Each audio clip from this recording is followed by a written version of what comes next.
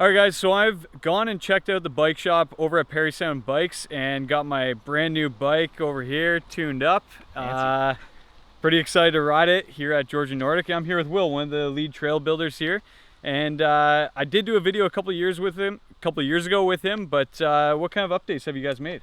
Well, we've got a pretty active trail maintenance program that's always working to develop a bit more. And I think since you've been here a couple of years ago, we've now added a number of kilometers of extra dedicated single track, and most of it is focused on that unique Georgian Bay granite that that everyone has seen in the group of 7 paintings. It's fantastic to ride on here, and we've just been chipping away at adding some extra fun loops. And this year we've started to work on sections of trail that'll be good for people who are pretty new to mountain biking. We always realized there was a gap in between the really easy trails and then the fairly challenging rocky technical trails. So this year we've started to work on filling that gap and making it a little bit easier to step up into the granite, because for people who have never ridden granite, it's pretty unique, as you'll see. Yeah, it was definitely challenging the first time on the 27.5 wheels I had. Now I'm on a 29er. I'm pretty excited to test that out for sure. But one of the big things that I really noticed too in here is that it's good to actually get out for a group ride too, right? So if you don't know the trails, it's a little intimidating at first. So look for this guy, or look for one of the group rides that goes out Parry Sound Bikes. Exactly. Parry Sound Bikes is out here every Thursday night all through the summer, and it's a fantastic group ride. There's some pretty speedy riders, and then beginning group as well, and some intermediate groups. So there's a bit of something for everyone, and they're super patient. They take their time with everyone who wants to spend the extra time. If you just want to fly, there are guys who can ride everything that we've built and some stuff that we didn't build. And they'll do some wild stuff.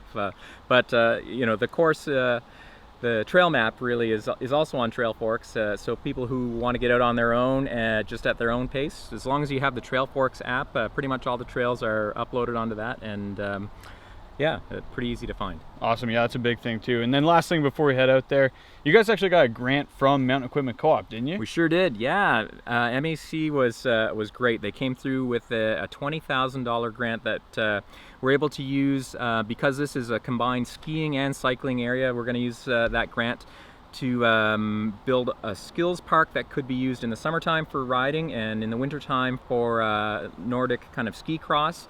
And work on some of the skills park things around the main borough here, as they call the clubhouse. So we're really looking forward to that. We'll be getting up and running on that throughout the rest of this summer, and it'll probably take us into the fall and maybe even to the spring to really put the finishing touches on. But kudos to MEC for really coming through with that support. Awesome. So I'm going to go get sprayed up with some bug spray. Going to try and make it through this ride and keep up with Will. So let's go check out some of these trails. Let's hit it. All right, and we're back again. So the trails start at the Burrow, which is their little trail center that start you off right there. Heads up, you can buy your your trail pass, either at Parry Sound Bikes, Trisport, or you can just get them online. But definitely pick one up. It helps support the trail network and helps Will and the other trail builders keep making these great, fun trail networks. So for the most part, you'll start your ride off at Weasel, which is an intermediate trail. Will's taking me off on a bit of a newer route that goes through here, and it links into Swamp Rat, but I'll actually go and cut back to another ride that I did on my own to show you what all of Weasel looks like. I would be dying, but it's amazing with the ratios what they can do. So again, I'm now cutting back to a different day when I was riding, and this just takes you out on the rest of Weasel. You can see it's just got little flowy rock rollers right there. Then you come back up on the other side of the fire road. You have to make this pitchy climb up, make it up over these little crevices here. And I went for the low side, the left line there. Just watch for the branch. I clipped my bar off that. And then after that, it's just smooth sailing back down the fire road and to the rest of the trail network, which is a little further back.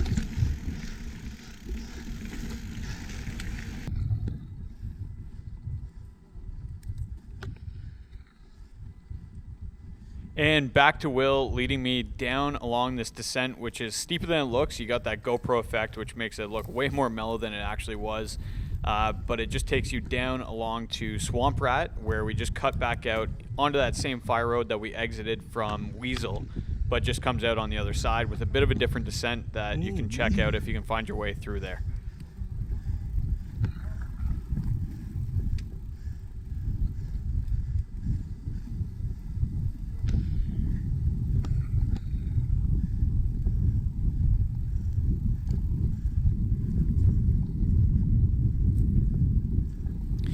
So like I said, this comes out onto Swamp Rat, and we're just coming down to the section. I believe Swamp Rat will continue to the right of us. We turned left here, and we just come back out onto the fire road, which from here, you're just going to take it all the way to the back. There's fairly good signage to get you on the first trails. This first one that we're going on is Rattlesnake, and there's a couple different entrances. We're taking the second one because it leads you into better line into this climb that you have to make up, which is a pretty technical section. This whole entrance to Rattlesnake is pretty technical, so you gotta be on your game and keep yourself in a low gear so you can make it up and over every little boulder and route, because there are some really off-camber sections that are tough to make your way through. Now there are arrows that will guide you through most of these trails because there's so much granite rock and you're riding on all of that. Sometimes there's not a clear dirt path, but this one's pretty well worn in on Rattlesnake so that you can really find your line pretty easily. But again, stay on your game because there's tons of rock gardens to pick your way through. And sections like this where there's an A and B line, I took the A line up along that granite rock. It's pretty easy once you get up on it, but I did slide off once, and it does tire you out quite a bit. So again, pick your lines, stay on your game, and you should be able to make it through. It's a really good challenge.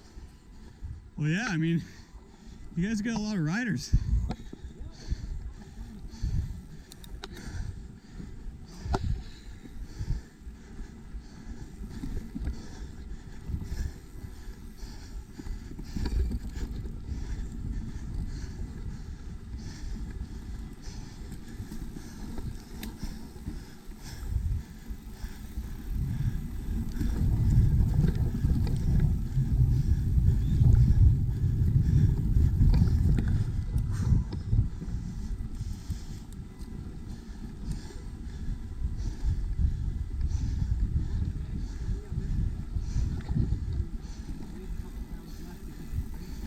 Yeah.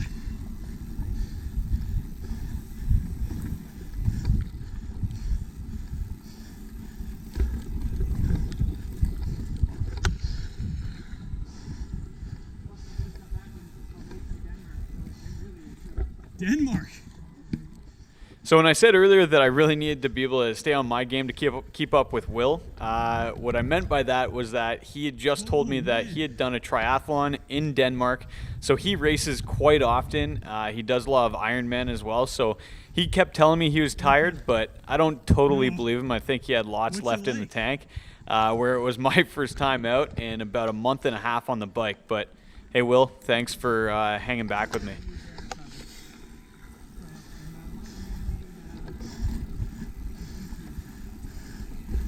Okay.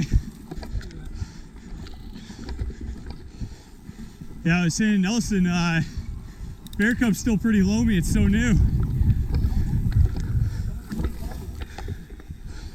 It looked pretty fresh. So now we're entering Rattlesnake Extension, and this video by no means is really a guide to guide you through the trail network here. It does get a little confusing with all of the open granite sections. There are a lot of like playgrounds that you can kind of go out to and just ride around the open rock, but just keep trail forks open, and it does a good job of keeping you on track and showing you what trail you're actually on if you don't have a guide like Will, like I did this night. There's gonna be just as much huffing and puffing in this video. Oh yeah.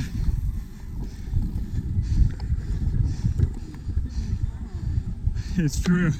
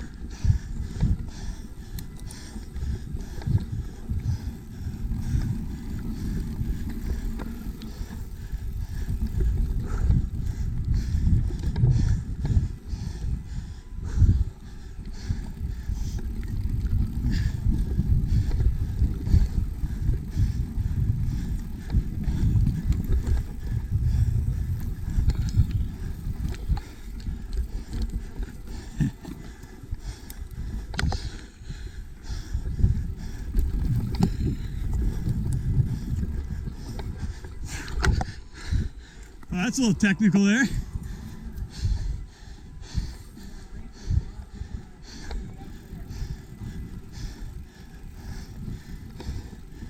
Now, was this here 2 years ago?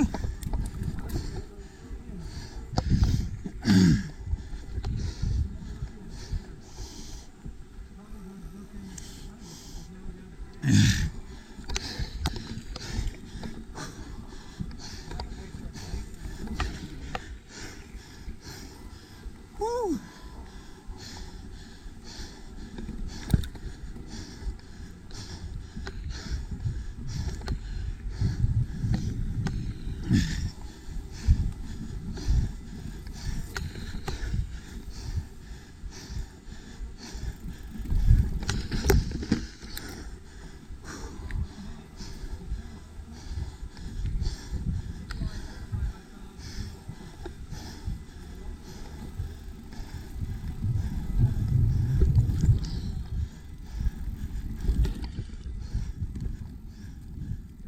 Now this is a really cool section. Oh, I Will's see. taking the A line up on that ridge, and then I'm taking the B line, which is slightly easier. cool. But I kind of wish I took that A line there, even though now you can really see what that ridge looks like. When trail builders put things in like that, where there's A and B lines, you know that they absolutely love doing what they do. Will in particular, he's got a super busy schedule with his work life.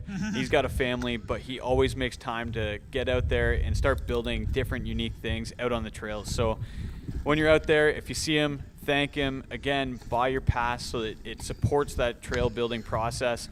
And I'm going to leave it here for this week. There is a second half to this ride. This is only about half. I had so much footage that I figured I'd break it up into 2 videos. And we'll see you next time.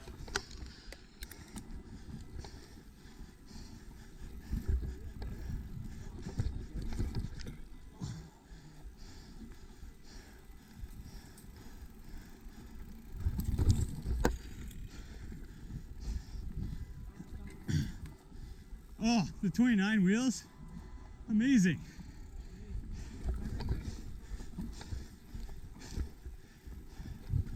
Only problem is I just gotta worry about being overconfident.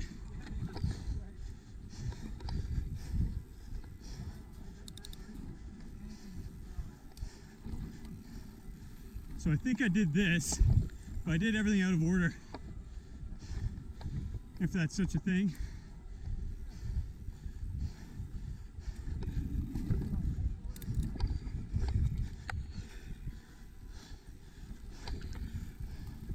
Well, I like yours better.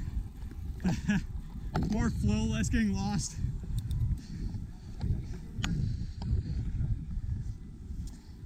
Oh, they're still new though.